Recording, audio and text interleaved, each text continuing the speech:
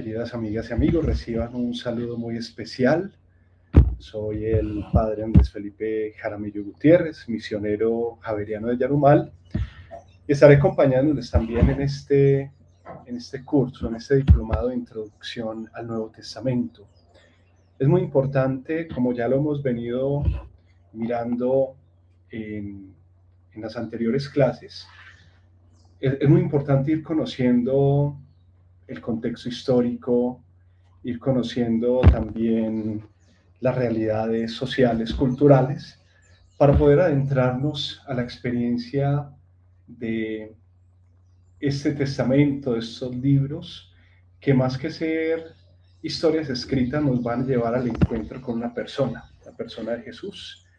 Indudablemente para acercarnos a la persona de Jesús, para comprender su vida, su mensaje, su misión, el impacto que Jesús ha tenido no solo en nuestra vida de fe, sino en la cultura, en la sociedad, en el transcurrir del mundo a lo largo de estos 21 siglos.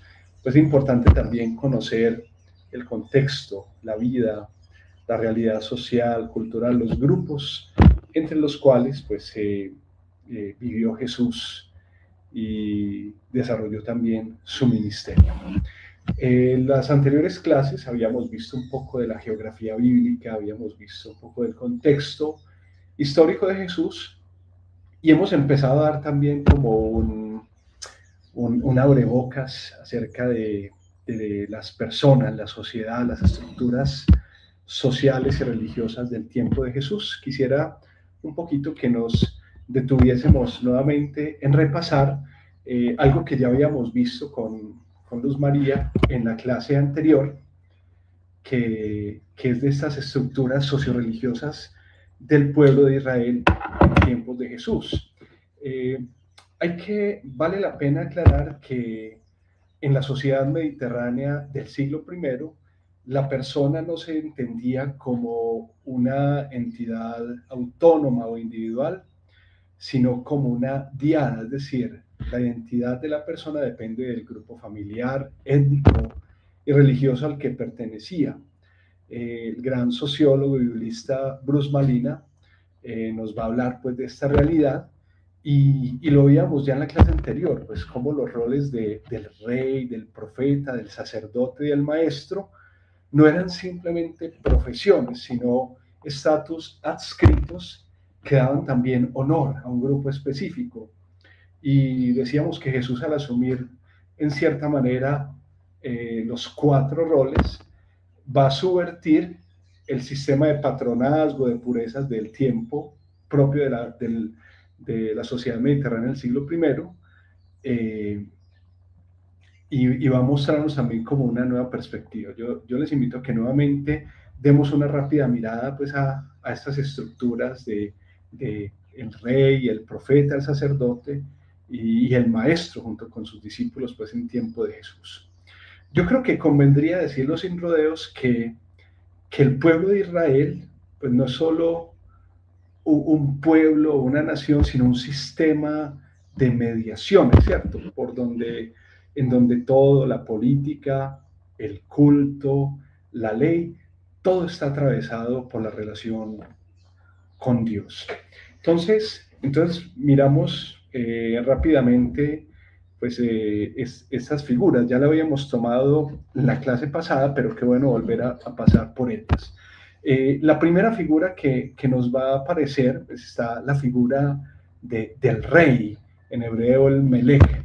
¿Y quién es el rey? Pues es el ideal bíblico de gobernar con Mishpat y Sedaká, que es la justicia y el derecho. El rey es el que tiene que gobernar pues como con estos elementos, ¿cierto? Y la figura del rey, pues recordemos que va a ser posterior al primer sistema del pueblo de Israel, que es un sistema totalmente tribal.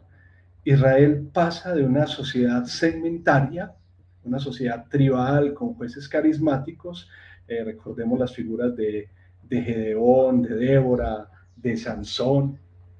En un primer momento vamos a volver sobre la imagen del rey, del Melech. Eh, y el rey pues, nos va a presentar el ideal del gobernante. ¿Cómo debe ser ese gobernante? Es un hombre elegido por Dios para gobernar al pueblo en justicia y derecho, la mishpat y la tzedakah, ¿cierto? Estas las cualidades del guía. Sabemos que anteriormente pues, el pueblo estaba organizado en tribus y justamente se da el paso en el pueblo de Israel de una sociedad segmentaria, tribal, con jueces carismáticos como Gedeón, Débora, Sansón, a una monarquía centralizada por el contacto con los pueblos vecinos, con las instituciones o ciudades-estado cananeas. Ese paso supone el cambio de un liderazgo de honor adquirido a un honor adscrito por linaje. Eso lo dirá también el antropólogo Bruce Malina. Entonces, ¿cuáles son los datos bíblicos que se nos da del paso de una sociedad tribal o segmentaria a una monarquía? Primero, en el libro de los jueces se presenta que el verdadero rey es el Señor, ¿cierto? El rey es el Señor. Y ahí en el inicio de la experiencia de los pueblos o las tribus que conformaban el pueblo de Israel, como un rechazo a la figura monárquica.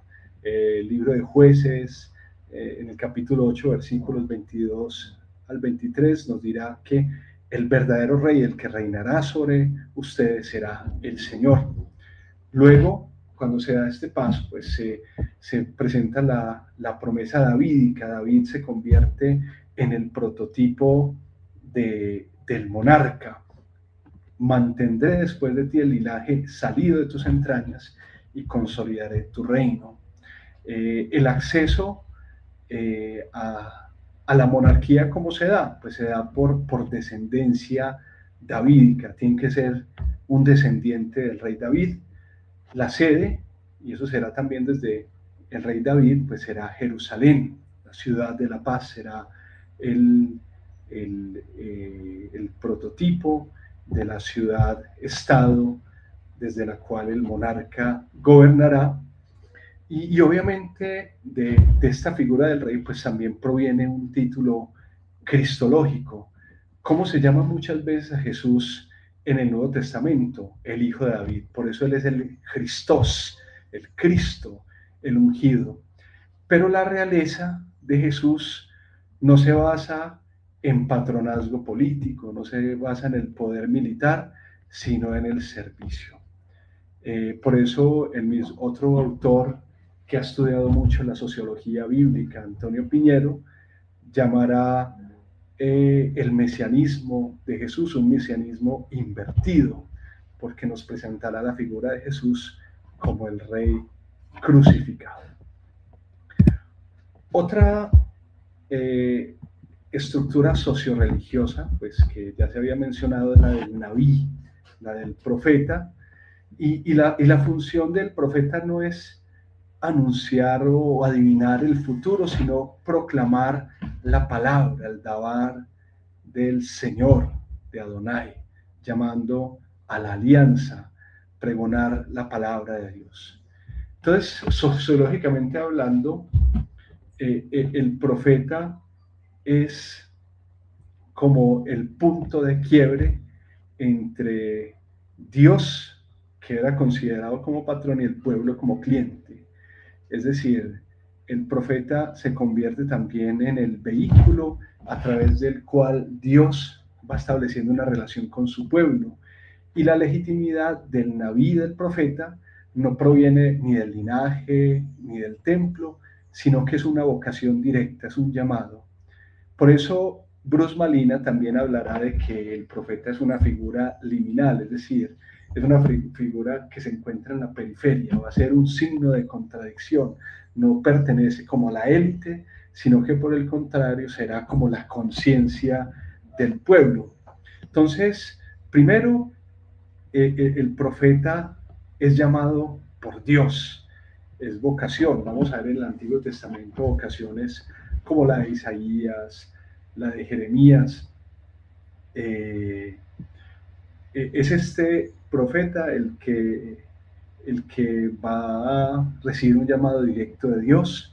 El prototipo de la vocación profética para el pueblo de Israel será el profeta Elías, que es el defensor, podríamos decir, del movimiento yavista. Eso lo vamos a ver pues en Primera de Reyes, capítulo 18. ¿Cuál es el lugar de su ministerio? No será en el templo, en el sitio del culto, sino que será justamente en las plazas, en las calles. Y también el profeta nos va a presentar una cristología. ¿Por qué? Porque también a Jesús se le reconoce en el pueblo de Israel, en el pueblo como un profeta. Incluso algunos decían que era Elías cuando Jesús pregunta a los discípulos, ¿quién dice la gente que soy yo? Dirán, es Elías, es uno de los profetas. Juan va más allá. Juan el Bautista lo identifica como la palabra, como el Cordero de Dios, como Logos, lo dirá también el evangelista Juan. Por eso Jesús es más que un profeta, porque es el que anuncia la salvación más allá de sí mismo. También se le reconocerá a Jesús como el profeta escatológico, el que había que venir, no simplemente un reformador, sino el que va a traer esa palabra, encarnarla y hacerla presente en la historia. Luego vemos la figura del sacerdote, del Cohen. ¿Y el Cohen quién es? Es el mediador cultural, es el puente, es el pontífice entre Dios y la humanidad. Tiene su misión de mantener el orden de lo puro, lo impuro. El sacerdocio en el pueblo de Israel se va basando en un sistema de separaciones. Justamente el sacerdote es tomado de entre los hombres, lo dirá la carta a los hebreos, para ejercer pues el culto. Y ese culto, ¿qué es lo que va a garantizar dentro de la concepción del pueblo de Israel? Pues garantiza la presencia divina. En un sistema de pureza como mapa social en el pueblo de Israel, pues indudablemente que el templo era el centro no solo espiritual, sino simbólico y económico. Y en el sacerdocio cultural, que sería el sacerdocio saduceo, eh, especialmente en el tiempo de Jesús, el sacerdote eh, podría considerarse como parte de una élite colaboracionista con Roma para mantener privilegios. Se lo apuntará también Antonio Piñero. Algunos datos bíblicos del sacerdocio, pues obviamente se origina en la tribu de Leví, que es la familia de Aarón.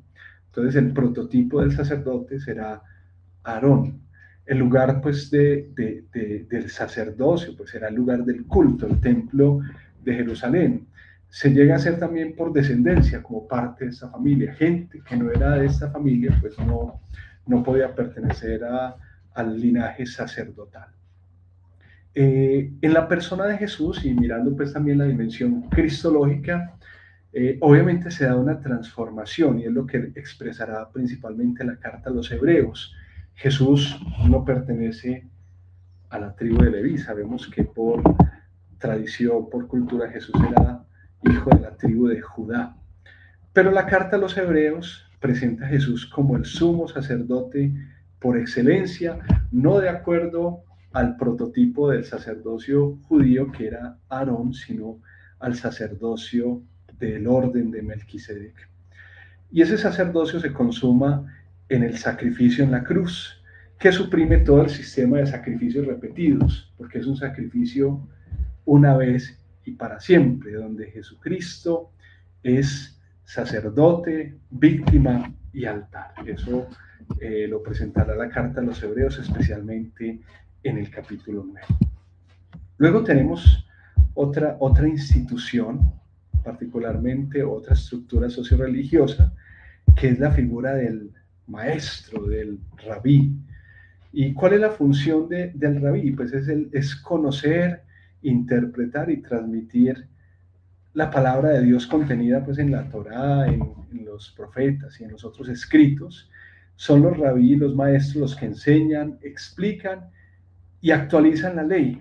En la época de Jesús ellos eran pues los que se especializaban en interpretar las leyes judías, estaban capacitados para legislar, para ser en cierta manera los jueces del pueblo de Israel.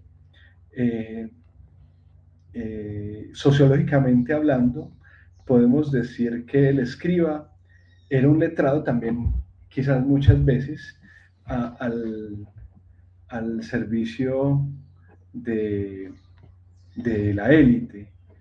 Eran los responsables de conservar, en cierta manera, el capital cultural. Estudiaban normalmente en Bet Midrash con un maestro y eran constituidos también maestros para los otros. Podemos ver a Shammai, Hillel, Gamaliel, que son ejemplos de maestros de la ley en el siglo I. ¿Cuál es el prototipo del maestro? Sería Moisés, que es el mediador de la ley, es el legislador. ¿Cuál es el lugar de, de los maestros? Pues la sinagoga, que es el lugar no solo de estudio de la palabra, sino un lugar de encuentro como sociedad del pueblo de Israel. ¿Y cómo se llega a ser maestro? Pues estudiando la ley en las escuelas rabínicas. Hablando ya de la persona de Jesús y de la cristología relacionada con el maestro, podemos ver que Jesús es el que enseña con autoridad y no como lo hacen otros escribas. En cierta manera podemos decir que Jesús es un teodidacta. Él no aprende, no, él aprende no tanto por estudio, sino por la experiencia de su relación filial con Dios Padre. Y de una manera enseña a vivir esa relación como él ha vivido como hijo. Lo dirá el Evangelio de Juan en el capítulo 5. El hijo no puede hacer nada por sí mismo, sino que, lo, sino que hace lo que ve hacer al Padre. Entonces, Jesús no apela como maestro a la tradición humana, sino a la revelación directa.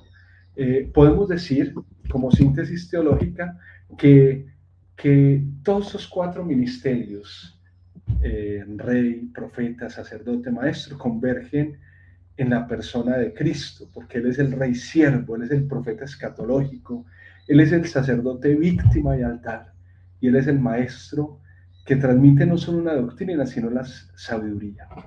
Vemos como Jesús no abole estas instituciones, sino que las planifica en sí mismo. Ahora bien, vamos a detenernos de una manera mucho más más detallada en los grupos sociales y religiosos del tiempo de Jesús. Eh, Sabemos pues que, que en el tiempo de Jesús pues habían diversos grupos sociales y el Nuevo Testamento nos va a presentar la realidad de varios de estos grupos sociales y aquí podemos ir viendo las citas bíblicas que nos van a ayudar como a adentrarnos en esta experiencia. En un primer momento vamos a ver lo que llamaríamos el clero dentro de la organización social y religiosa del pueblo de Israel.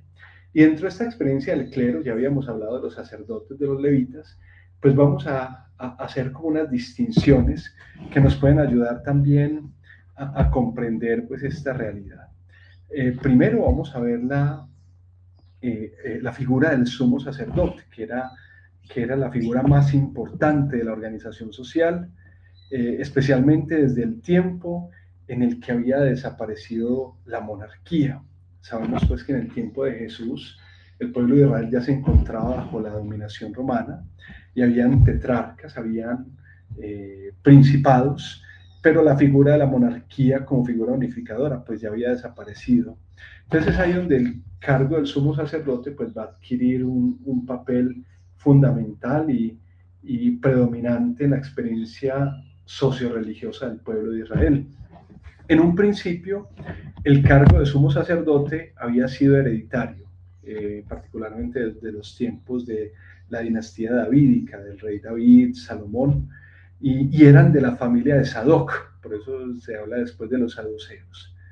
Pero ya desde el siglo segundo antes de Cristo se rompe esta sucesión por otras familias sacerdotales diferentes a la de Sadoc. El sumo sacerdote era el que presidía el Sanedrín, que era el responsable de la ley, de la observancia de la ley y del cuidado del templo de Jerusalén.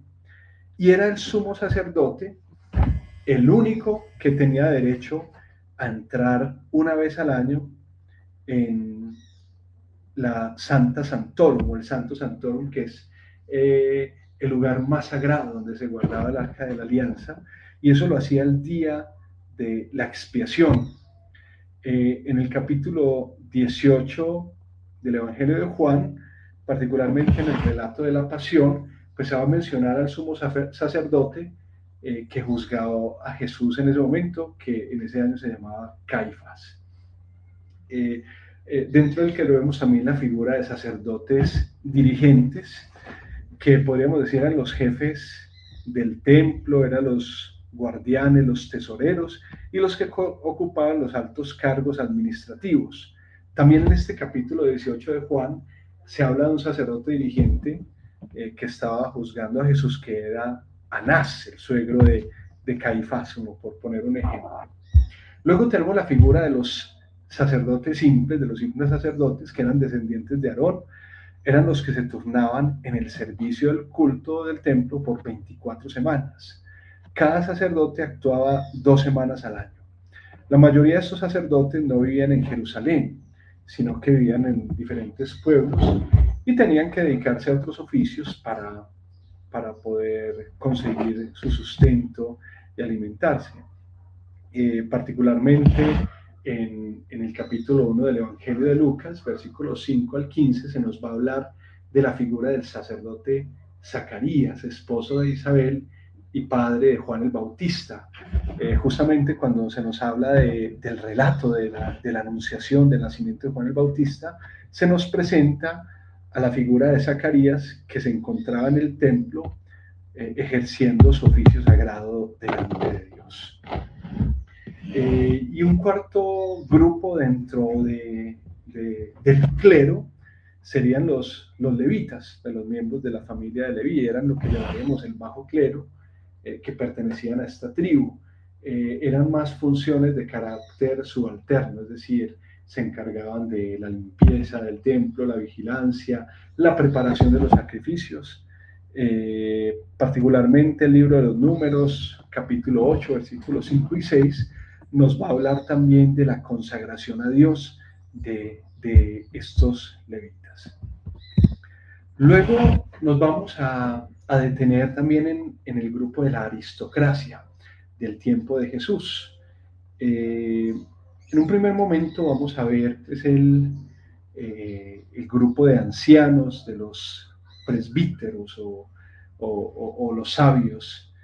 En el Antiguo Testamento justamente se nos habla cómo se busca un grupo de sabios, de ancianos que ayudaran a Moisés a dirigir el pueblo de Dios, un grupo de 72 sabios que aparece en el libro del Éxodo, capítulo 18, versículos 25, 24, 25, 26. Pero ya en tiempos de Jesús, ¿qué pasa con este grupo de ancianos que se habían convertido en personas que buscaban sus propios intereses económicos, políticos y sociales? Algunos de estos ancianos formaban parte del Sanedrín junto con los sumos sacerdotes y los escribas. En Mateo 26, versículo 3, se mencionan a estos ancianos. Podríamos decir que en cierta manera muchos de ellos eran los grandes terratenientes, que en cierta manera también trataban de mantener su status quo con Roma para proteger también sus beneficios y sus propiedades. Otro grupo que aparece son los escribas o los doctores de la ley, que eran como los juristas, los teólogos, podríamos llamarlos en ese momento los abogados y los jueces, pero como estábamos en una sociedad teocrática, podemos decir que también eran teólogos, porque en el pueblo de Israel recordemos que se une la experiencia de la instrucción de la Torá como ley con la experiencia de Dios. No se puede desligar la sociedad, lo legislativo, de lo religioso. Entonces, ¿cuál es el poder de los escribas? Ese poder radica justamente en su saber, un saber que se adquiere, como lo mencionábamos hace algunos instantes, por el estudio de la ley o por la trayectoria de varios años bajo la dirección de otros maestros.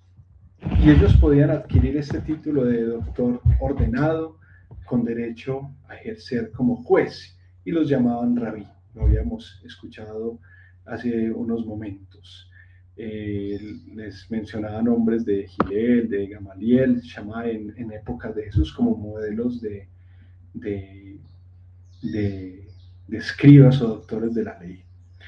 En cierta manera vamos a ver a Jesús que va a tener siempre como estos encontrones con estos maestros de la ley, especialmente con algunos de ellos a los cuales el Señor les reprochará su forma legalista de interpretar la ley, en cierta manera haciéndola insoportable para la gente sencilla y sobre todo mostrando también sus ambiciones de buscar los primeros puestos, buscar situaciones de honor. Eso lo vamos a ver pues, en varios versículos. Aquí los mencionamos algunos, Mateo 23, del 2 al 32, Hechos 5, del 34 al 39, Lucas 11, 46, 52 y otros pasajes. Vamos a ver a Jesús confrontándose mucho pues con estos doctores de la ley. Luego tenemos un grupo mucho más marginal, de pronto no hacen parte de la aristocracia en el sentido religioso, pero sí que es un grupo muy mencionado, particularmente en los evangelios, que es el grupo de los publicanos, son los arrendatarios de impuestos para Roma. Es lo que llamamos el sistema publicano, que adelantaban dinero al imperio y luego cobraban con ganancias. Dentro de la concepción del pueblo judío eran considerados pecadores públicos. ¿Por qué? Porque eran como especies de traidores vendidos pues al imperio e impuros por tener ese contacto con los gentiles. Su riqueza los ponía fuera del grupo de los Anahuim, de los pobres del Señor, de los pobres de Yahvé. Por estar al servicio del extranjero ocupante, por los abusos a la hora de cobrar, eran muy mal vistos en la sociedad. Pero también vamos a ver cómo de una manera especial Jesús se acerca particularmente a este grupo como para invitarlos a vivir una nueva experiencia, que su vida no fuera definida por su dinero, por sus privilegios, sino por una nueva manera de relacionarse con el Señor. Vamos a ver cómo Jesús llama a uno de estos publicanos, a Mateo. Aquí tenemos esta imagen de Mateo de acuerdo a la serie Los Elegidos de Chosen. Vamos a ver también a Jesús llamando a Zaqueo, que era otro publicano que quería acercarse a él y Jesús llega a su casa y también encuentra la conversión, incluso en la crítica que Jesús hace a los sistemas religiosos y al puritanismo. Jesús dirá en Mateo 21:31 que los publicanos y las prostitutas llegarán al reino antes que ustedes. Encontramos otros grupos religiosos que también iban moldeando la espiritualidad y la cosmovisión socio-religiosa y espiritual del pueblo de Israel. Uno de estos pues era el grupo de los fariseos, los perushim, los separados, es decir, los puros, los santos, los consagrados para Dios. Estos surgen con el grupo de los piadosos, de los Hasidim en tiempo de la persecución del rey griego Antíoco IV Epífanes. en el siglo segundo antes de Cristo, y tenían una posición doctrinal, espiritual y social intermedia entre los saduceos y los esenios. Estos pertenecían a la clase media, eran artesanos, comerciantes, empleados, eh, estaban pues muy dentro de la transmisión oral de la ley, la tradición de los padres, eran estrictos en la observancia del sábado, de la pureza cultural, ritual, la pureza de los alimentos, el pago del diezmo. Particularmente el Talmud va a distinguir 7 categorías de fariseos. ¿Cuáles son esos fariseos? Desde el fariseo hipócrita hasta el que vive auténticamente su amor por Dios, por la ley. Muchos de ellos se apoyaban demasiado en sus obras de santidad y se sentían satisfechos por sí mismos. Recordemos esta parábola de Jesús en Lucas 18, 9, 14, la parábola del fariseo y del publicano. Ya habíamos hablado del publicano hace un rato, del cobrador de impuestos. Vemos también la figura del fariseo. Vamos a ver que Jesús tendrá muchas confrontaciones con los fariseos. Vamos a ver que les echan en cara su hipocresía por ser cumplidores quizás de lo exterior, pero interiormente manchados. Se quedaba mucho en los pequeños detalles y costumbres, pero quizás no abrazaban o no vivían los deberes fundamentales para con Dios y con los demás. Es importante no confundir los fariseos con los escribas, aunque algunos jefes y miembros influyentes de las comunidades de fariseos también se formaron como escribas. Es también interesante, y eso lo recalcaré al final pues, de esta sesión, que si bien hay muchas confrontaciones entre Jesús y los fariseos, pues también Jesús, dentro de la formación y dentro de su metodología y su manera de ser, se ubicaba mucho más cercano al grupo de los fariseos, que eran laicos, que buscaban estar cerca de la ley y buscaban vivir sin transgresiones la Torá. Otro grupo importante del que ya habíamos hablado, pues que nos mencionará el Nuevo Testamento, los Evangelios, es el grupo de los saduceos, los hijos de Sadoc, sumo sacerdote en tiempos de Salomón. La familia de Sadoc será la que promovió la reconstrucción del templo y atendió el culto, particularmente después del destierro. Ellos tuvieron pues sus conflictos en el siglo segundo antes de Cristo y es ahí donde unos de ellos pues se separarán y formarán un grupo en el desierto llamado los esenios, de los cuales hablaremos en un momento. Y otro grupo de estos saduceos se pondrá al servicio del culto, pero también al servicio del poder político en oposición a los piadosos, a los devotos. Serán los saduceos los que conformarán la sacerdocia socrática del pueblo de Jesús, controlaban el templo, el Sanedrín. La teología de los saduceos se basaba solo en el Pentateuco.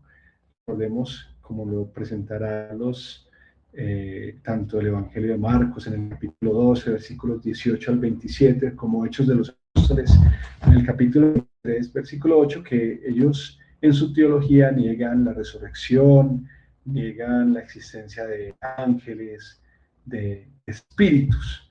Ellos fueron parte de los que también juzgaron a Jesús, en su momento también juzgaron a Pablo. Luego tenemos pues la figura de los esenios, que son los Hasidim, pertenecían al grupo de los piadosos, sobre todo en el tiempo de la persecución.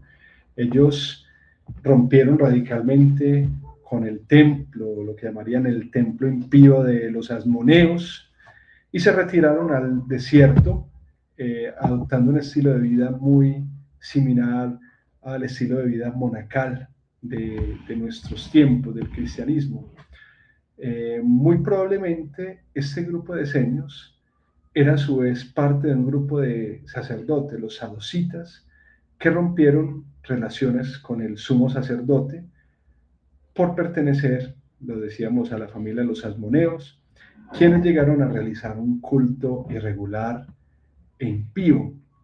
Eh, el lugar donde, en el desierto donde esta comunidad desarrolló su vida y su estructura fue lo que llamaríamos Qumran, cerca al Mar Muerto.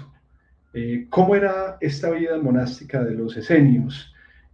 Ponían todos sus bienes en común, tenían baños rituales, tenían lo que llamaremos después el bautismo, estaban en la espera de dos Mesías, uno sacerdotal y otro davídico. Esta figura no aparece explícitamente en la figura de los esenios, no aparece explícitamente en el Nuevo Testamento, pero sí vamos a ver en Juan el Bautista algunos rasgos muy propios de los esenios, el vivir en el desierto, la austeridad, el bautismo, y esta práctica, pues como vemos acá, de los esenios cerca del Mar Muerto, en el desierto, pues también en cierta manera tendrá mucho que ver no solo con el camino de Juan el Bautista, sino con el del mismo Jesús. Aquí vamos viendo el mapa del Mar Muerto y vemos en el mapa donde queda ubicada la comunidad de Qumran, que fue donde se desarrolló este estilo de vida de los piadosos, de los Hasidim. Otros grupos sociales que aparecerán también en tiempos de Jesús era el grupo de los samaritanos. No pertenecen propiamente al judaísmo porque fueron excluidos después de la muerte del rey Salomón, cuando Israel se dividió en el reino del norte y reino del sur en el año 931 antes de Cristo.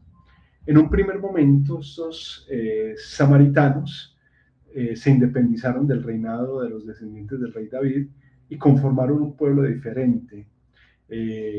Ya por allá en el año 721 a.C. se alejaron mucho más de los judíos al ser deportados por los asirios y asumieron el culto a otros dioses paganos, Baales, ¿cierto? Entonces, por ende, los samaritanos no hacían parte del pueblo judío, no constituyen una secta judía, pero sí se les puede caracterizar por su vecindad, por su cercanía y a la vez por su oposición al judaísmo.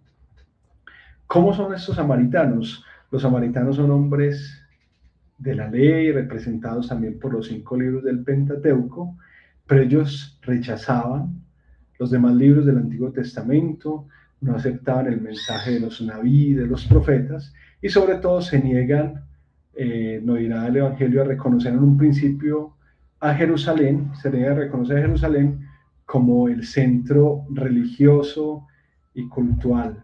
Ellos no aceptan el templo de Salomón como el santuario central.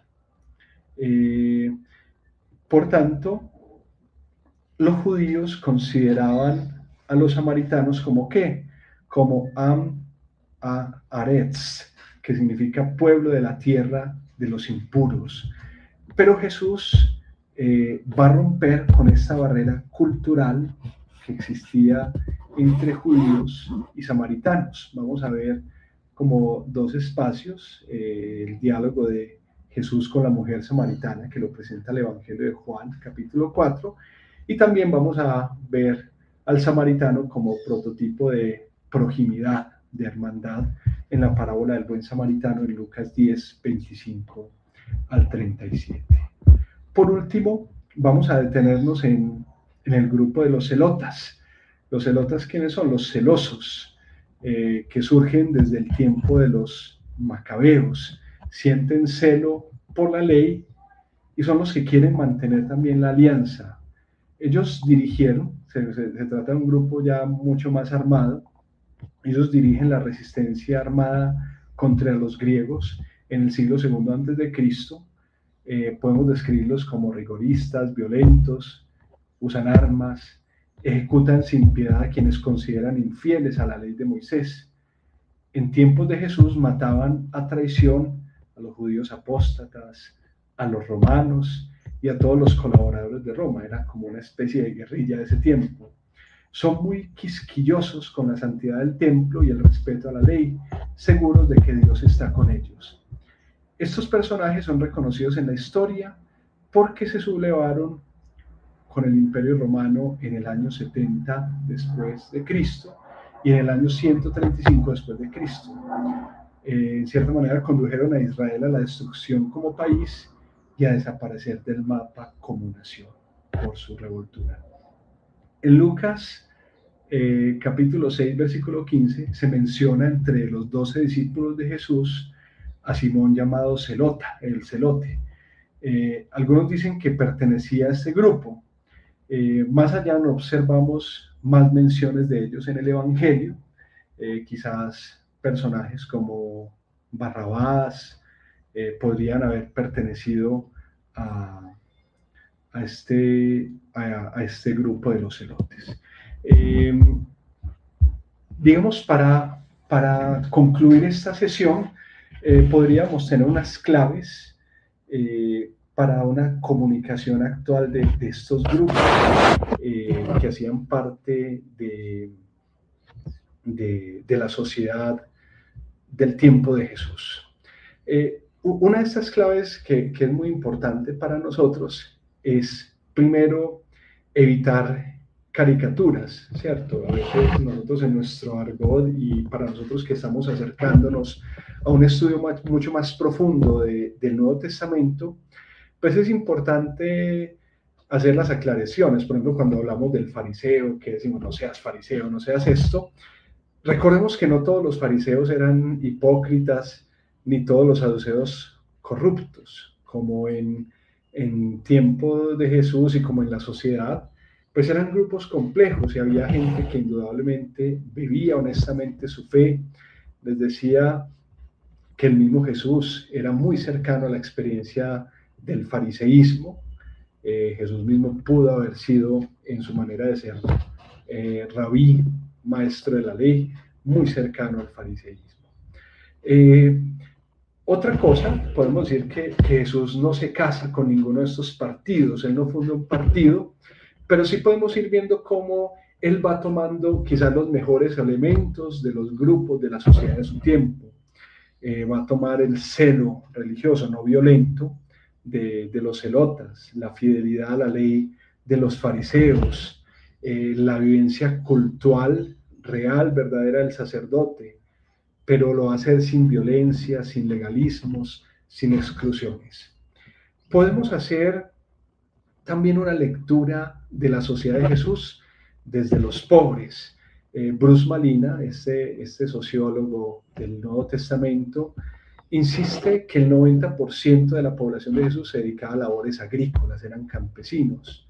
Y estos grupos que hemos estudiado son del 5 al 10% de élite. Y podemos ver que Jesús va a tomar la opción por los pobres, por los sin honor. Jesús va a abrazar a los publicanos, a las prostitutas, a los pecadores, a los samaritanos. Se va a dirigir hacia las márgenes, hacia las periferias de la sociedad. ¿Qué aplicación podemos vivir teniendo en cuenta también todas estas realidades de esos grupos del tiempo de Jesús, leyéndolas también desde nuestra actualidad como iglesia en esta nueva sociedad? También nosotros vemos que hay grupos religiosos, hay clericalismos, podemos caer en visiones legalistas, podemos abrazar estructuras de poder, podemos ser fundamentalistas en nuestra manera de vivir la religiosidad, tratando de imponer violentamente nuestras creencias a los demás. Y el llamado que nos hace la persona de Jesús es a integrar la vocación real, profética, sacerdotal, de maestros, y hacerlo en clave de servicio, ¿cierto? Entonces digamos que estos son como elementos de la sociedad de Jesús que nos van a ayudar a comprender más a la persona de Jesús, el mensaje de Jesús, y también se van a volver en un espejo para que nosotros vayamos haciendo una lectura de nuestra propia realidad comunitaria, eclesial, social, para ir abrazando y asumiendo el camino de Jesús, que al final es el ideal del estudio del Nuevo Testamento. Encontrarnos con la persona de Jesús y al acercarnos a la persona de Jesús podemos acercar también a la sociedad, a la religión, a las estructuras en las que vivimos con una mirada y un corazón nuevo. Dejamos esta clase por hoy y nos encontramos la próxima semana. Que el Señor los bendiga y sigamos adentrándonos con mucha alegría en este estudio de la Sagrada Escritura. Dios les bendiga.